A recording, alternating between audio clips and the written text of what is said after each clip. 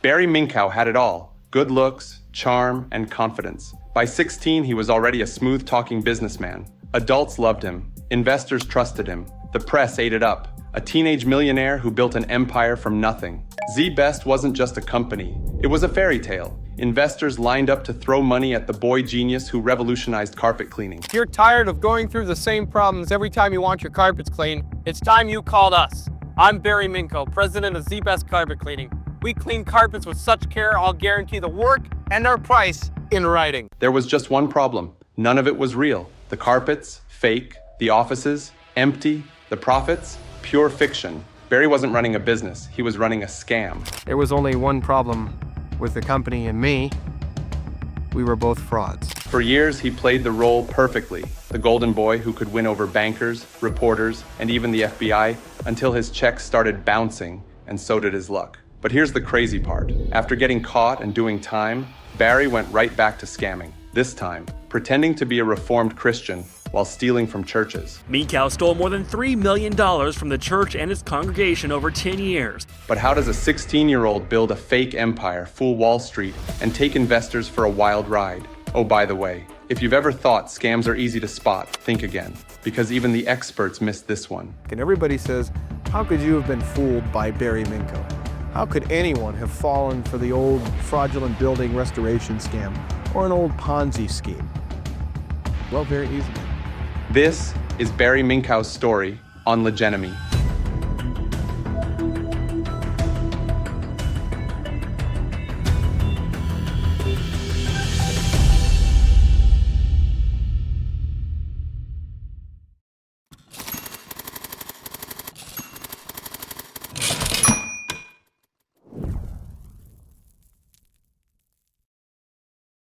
Barry Minkow grew up in the middle-class suburbs of Los Angeles. His parents weren't rich, they weren't connected, they were just regular people trying to get by. Barry, though, was different from a young age. He had hustle. He didn't want an allowance, he wanted income. So at 16, while still in high school, Barry launched his own carpet cleaning business out of his parents' garage. He called it ZZZZ-Best, that's 4 Z's, because he thought it would show up last in the phone book and be easy to remember. That was the level of planning going on. Sounds innocent, right? It was, at least for a few minutes. At first, the business was what you'd expect. Flyers on windshields, low-budget equipment, working weekends. But being a kid running a carpet business wasn't glamorous. It was tough. Customers didn't trust him, suppliers didn't give him credit, bills piled up, and Barry realized something. If he couldn't grow it honestly, maybe he could cheat a little and still get there. He forged signatures on loan applications. He stole credit cards. He even faked a robbery at his office to collect insurance money. If there was a shortcut to cash, Barry was on it. And honestly, he was darn good. It gave him just enough breathing room to stay afloat, and it taught him a dangerous lesson early on. Crime paid, at least for a while. And we went to great lengths to fool and to deceive, but it worked. You know, most frauds, that's the way they are. I call it the second law of fraudodynamics. They go from order to disorder. They work, but it's not if you're gonna get caught, but when.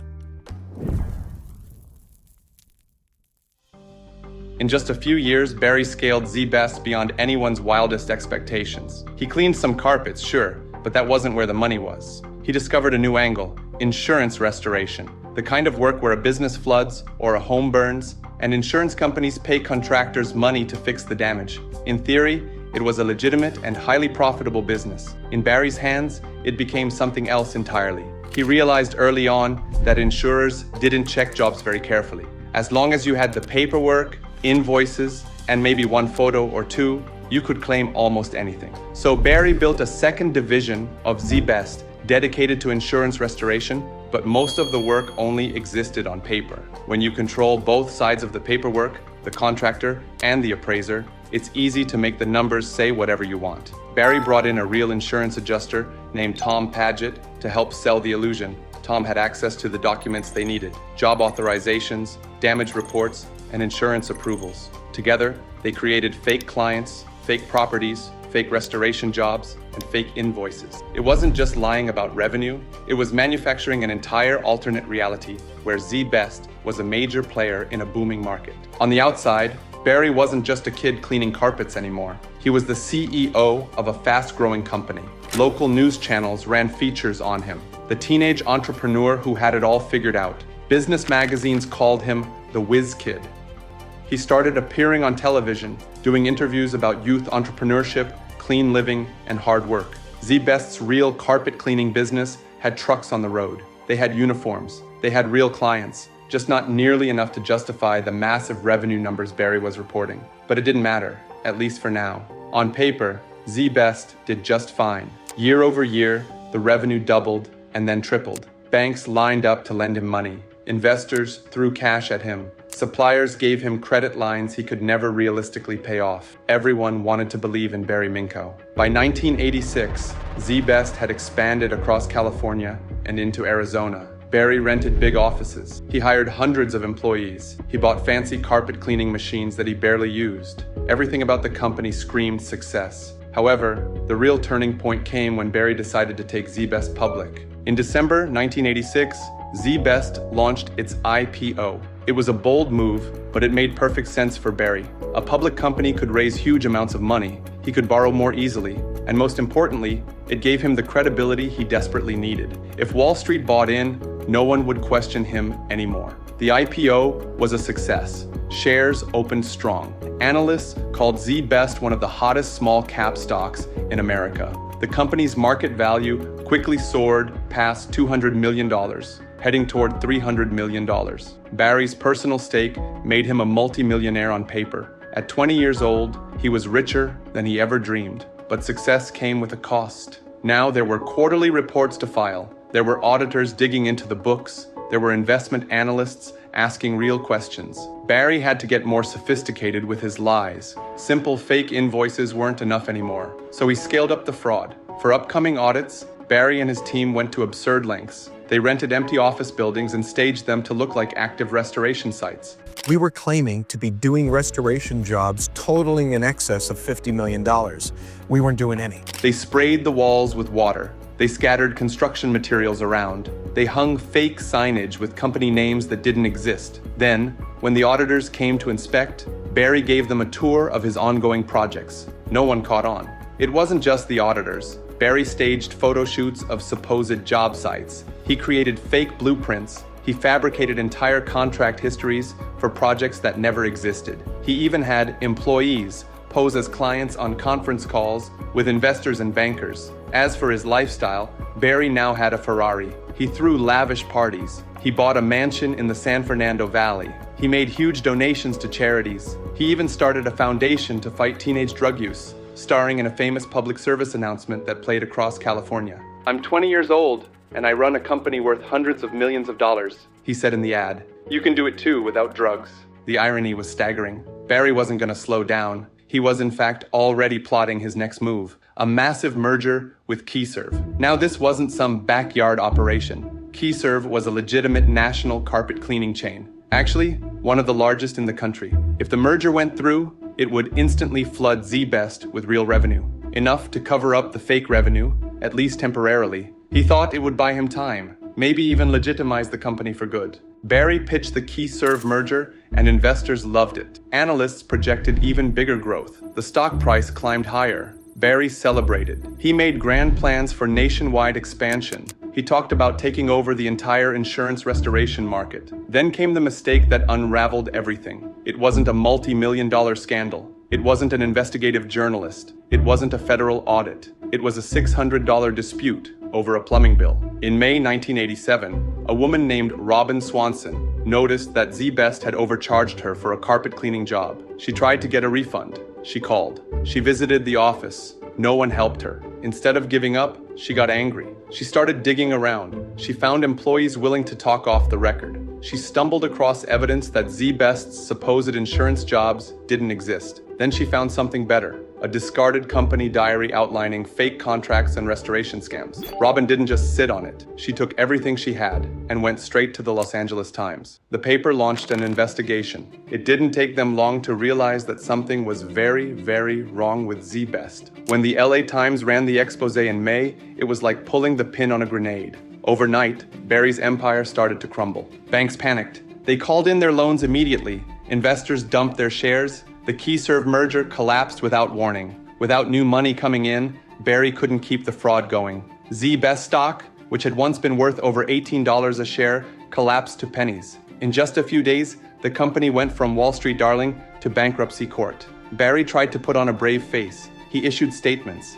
He blamed negative publicity. He claimed that ZZZZ-Best was a real business with real customers. But no one believed him anymore. Federal investigators moved fast. They raided ZZZZ-Best offices. What they found was chaos. Half-finished fake invoices, forged contracts, empty offices that supposedly housed booming restoration projects. The paper trail was a disaster, and it all led straight back to Barry. How did you manage to convince bankers, lawyers, investors that this was on the up and up? By getting an auditing firm and getting them the paperwork and much to our shame, creating documents that would support earnings and contracts. 22,000 documents. All phony?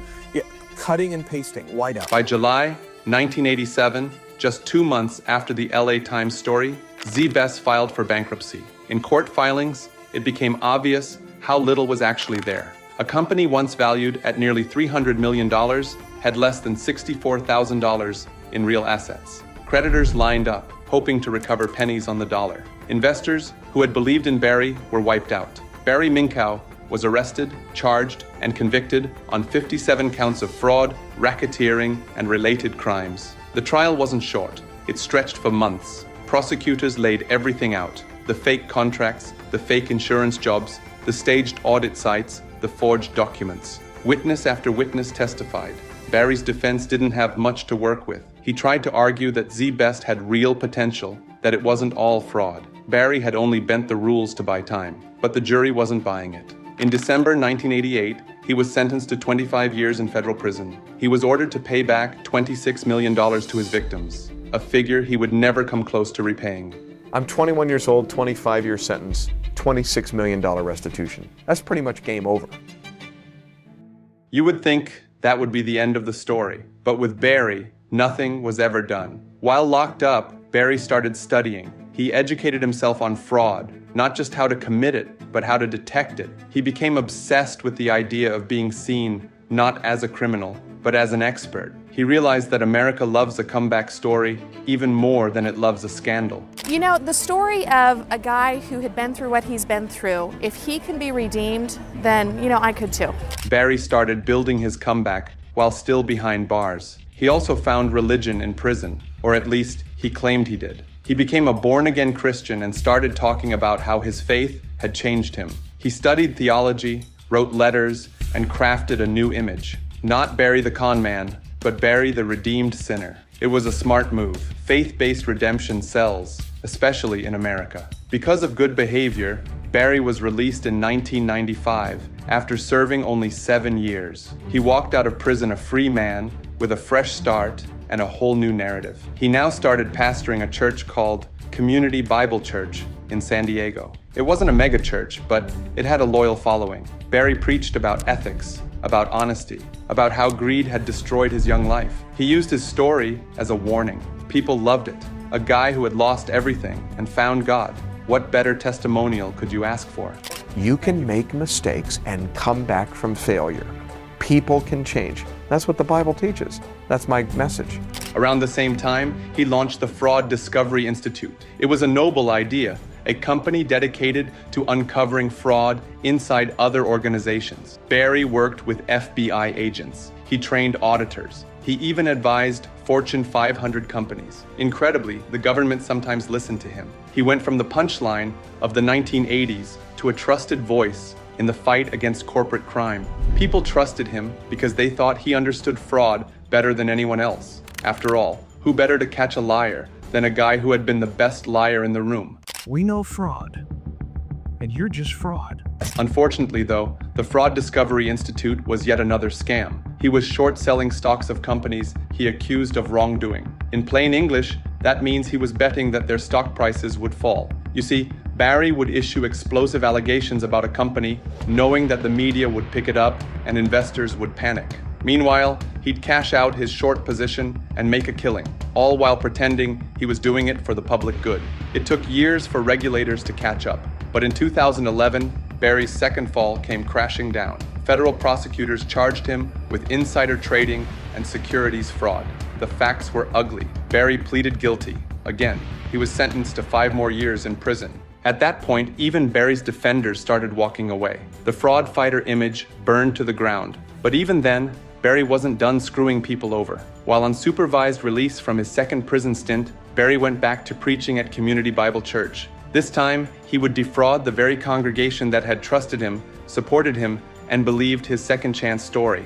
Barry stole hundreds of thousands of dollars from the church through forgery, embezzlement, and fake construction projects. He forged signatures on checks. He inflated invoices for repair work that never got done. He redirected donations to himself. It was classic Barry Minkow. In 2014, the FBI arrested him again. Barry pleaded guilty again. The judge gave him another 5 years in prison. In court, prosecutors didn't even try to frame it as a business crime anymore. They called it what it was: pure theft, driven by greed and arrogance. At this point, Barry had been ordered to pay over $600 million in total restitution across his various crimes, a number so large that it's laughable. There's no way he will ever repay even a fraction of this money. Barry knew exactly how to play the system. After prison, he even learned how to play churches, regulators, companies, and the media. Every time, he sold the same dream, and every time, it ended the same way. Intimated that this is all some kind of a new scam. I don't care if you believe me or not believe me. My lifestyle will prove my authenticity and my actions. While the lessons from his life are brutal, they are also necessary. First, fraudsters often come back smarter. Barry didn't make the same rookie mistakes after his first conviction. He was more careful. Second, redemption stories sell. A person who claims they've reformed, especially if they sprinkle in a little religion, a little humility, and a few public apologies, can still attract followers, donors, and investors. Barry had the perfect opportunity for redemption. He just refused to change for the better. Third, trust is a currency, and once it's spent, it's very, very hard to earn back. Barry spent every ounce of goodwill he had, and now even reporters have to ask if he'll tell the truth before each interview. Everything you say today, you're going to tell me the whole truth, nothing but the truth, right? Brings back memories. Well, that's all for today. And bravo for sticking around. If you want more stories like this, no hype, no nonsense, no BS, then consider subscribing. Until next time, this is Legenemy.